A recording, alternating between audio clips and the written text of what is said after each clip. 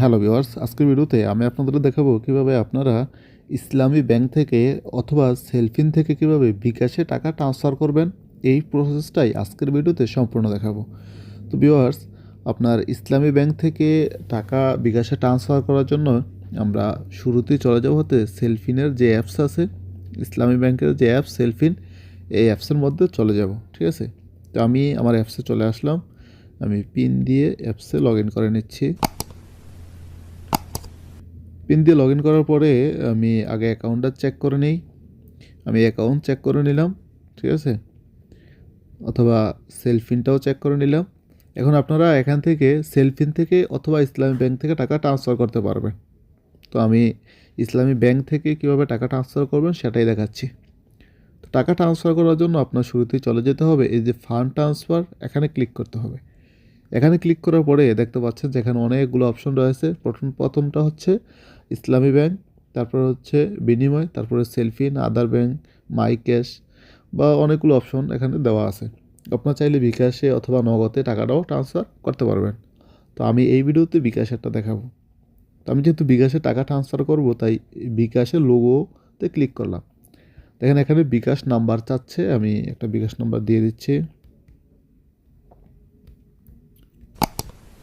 এখানে আমি আমার একটা বিকাশ নাম্বার দিয়ে দিলাম, তারপরে নেক্সটে ক্লিক করলাম। নেক্সটে ক্লিক করার পরে দেখতে পাচ্ছেন যে এখানে আমার নাম সহ চলে আসছে। আর উপরে যেই সেলফিন দেখতে পাচ্ছেন, account, card, my cash, m cash, তো আপনি যদি টাকাটা সেলফিন থেকে ট্রান্সফার করেন তাহলে এখানেই থাকবে, ঠিক আছে। আর যদি আপনার ইসলামী ব্যাংক থেকে টাকাটা ট্রান্সফার করতে চান তাহলে আপনি এই অ্যাকাউন্টে ক্লিক করতে হবে। অ্যাকাউন্টে ক্লিক করার পরে আপনার অ্যাকাউন্ট এখানে শো করবে, তার উপর আমি ক্লিক করে দেব, ঠিক আছে। তারপর হচ্ছে অ্যামাউন্ট, আমি 100 টাকা ট্রান্সফার করে আপনাদেরকে দেখাবো। আমি অ্যামাউন্টটা লিখে দিলাম।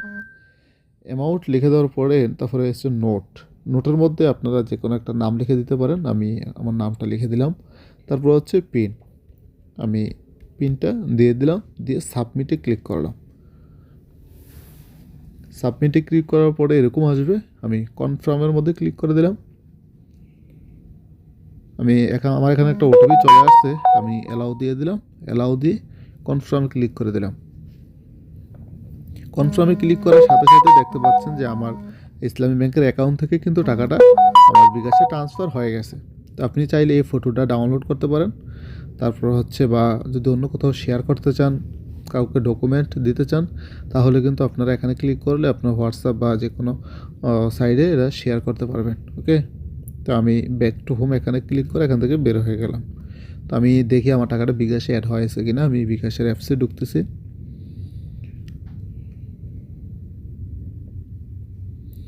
আমি বিকাশের অ্যাপসে চলে আসলাম। আমি পিন দিয়ে অ্যাপসে প্রবেশ করলাম। অ্যাপসে প্রবেশ করার পরে আমি ইনবক্স এখানে ক্লিক করলাম। দেখতে পাচ্ছেন একদম শুরুতে bank to bKash Islami bank 100 টাকা অলরেডি ট্রান্সফার হয়ে গেছে। তো বিকজ আশা করি বুঝতে পারছেন যে আপনারা কীভাবে ইসলামী ব্যাংক থেকে বিকাশে টাকা ট্রান্সফার করবেন। যদি ভিডিওটি ভালো লেগে থাকে তাহলে অবশ্যই একটি লাইক দিবেন, এবং আপনি যদি আমার চ্যানেল নতুন হয়ে থাকেন তাহলে অবশ্যই চ্যানেলটি সাবস্ক্রাইব করে সাথে থাকবেন।